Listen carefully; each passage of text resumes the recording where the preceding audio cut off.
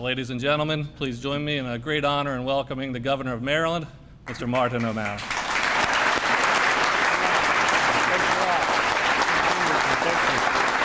Sit.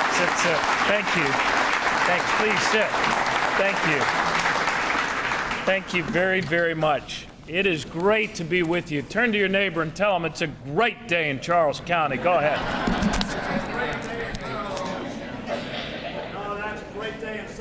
In Southern Maryland, in Charles County. It's really terrific to be with all of you today. I want to thank the President and the Commissioners, Wayne Cooper, and all of his colleagues. What a great group of county commissioners you have in Charles County, always looking towards the future, always realizing that we're in this together. And to the people of Charles County, I compliment you on your wisdom, prudence, and good judgment, and the county commissioners you've selected, as well as your colleagues in the General Assembly. Mac Middleton and the entire delegation, they do such a terrific job. And I also want to thank Steny Hoyer for the work that he does for our country. You remember about 8 months ago, everyone was talking, all the economists were saying that we are this close to being plunged into a second Great Depression.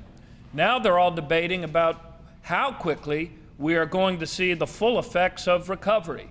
So that's a turnabout. It didn't happen by chance. It happened by choice. It happened by the choice of this leader, our leader, Steny Hoyer, who's never forgotten where he came from, but also knows where our country needs to be headed, and that is to a better economy with more and better paying jobs. So Steny, thank you for your leadership.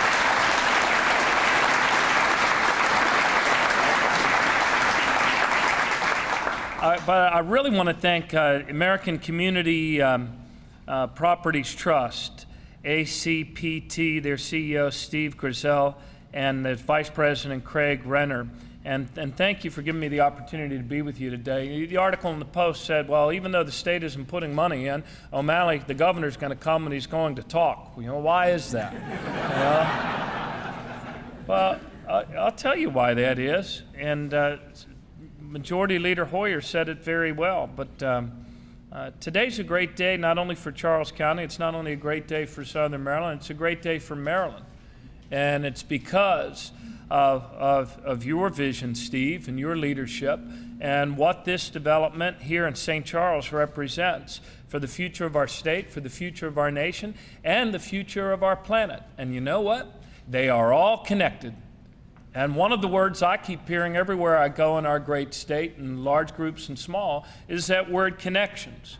We realize more than we ever have before, more broadly, more deeply than we ever have before, how connected we are to this entire globe, don't we?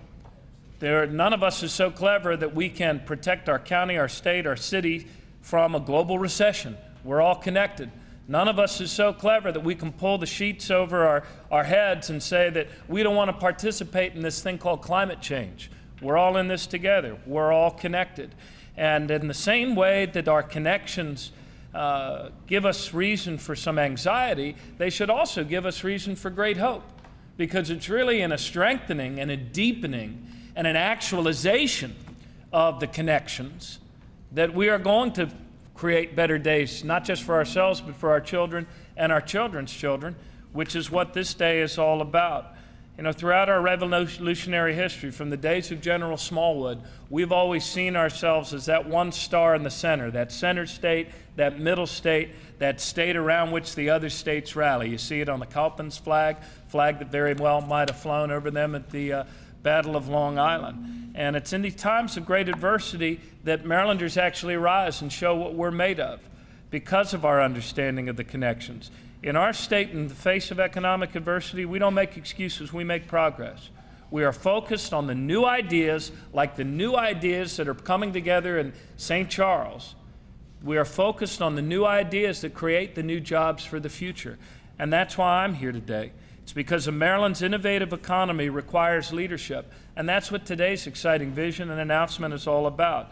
It's leadership that is going to make this Green City Initiative, St. Charles, a model for cities all around the world, making the vital connections between the creation of new jobs, the creation of a thriving economy, and the connection that those new jobs have to the imperative of creating a healthier planet, a healthier environment in which our kids can learn and thrive. And transforming St. Charles into a green city is going to double the size of the city, but reduce the carbon footprint.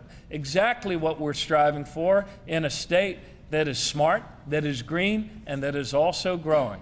It's possible to do all three at the same time if we choose to imagine, to innovate, to create, to forge those stronger connections that allow us to be able to grow even in a planet that's becoming ever more crowded. And it also means jobs. It means jobs for thousands of our residents in Southern Maryland. As part of our state's growing innovation economy, St. Charles Green City Initiative will create, get this, 1,000 jobs right away, 977 for those of you that are riding along with us. That includes significant share of green jobs. And ACPT, working together with its partners, has a long-term vision to create up to 20,000 new green jobs for our state. A state where we're working to create more opportunity and a more sustainable future for our kids. That's what we're working to do here in our state. We've established a goal of creating, Majority Leader Hoyer, 100,000 new green jobs in Maryland by 2015. And it can be done. Why? Because of the connections that we know this new innovative economy has to the quality of our children's education. That's why we've created the #1 public school system in the country, according to Education Week magazine. And at a time when a lot of jobs seem to be running downhill like water and going to other countries, green jobs are jobs that by their very nature you cannot export, because they require that the work is done here, that we design a new future, an environmental future, an architectural future, a future for our built environment. We certainly are facing tough times. There is no easy button. But you know what? There is not a better state, more centrally and critically located, with a better concentration of people and a better connection of land use to environment than our state, from which to discover these new methods to fulfill our revolutionary traditions and past by leading in the face of adversity. We're still a great revolutionary people, and our goal for St. Charles is to be that model in the 21st century. A city that's green, that's healthy, that has a viable, thriving economy, that deepens the connections between ourselves and the imperative of healing this planet and creating new jobs in a new economy. So I thank you so very, very much for your leadership in remaking this world of ours. These are exciting times. There's no better time than right now, and there's no better place from which to do it. So Steve, thank you so very, very much.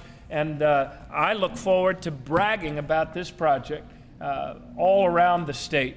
And by your leadership, you're going to show other communities how to lead the way and how to create that better future with better jobs for all our people. So thank you very, very much.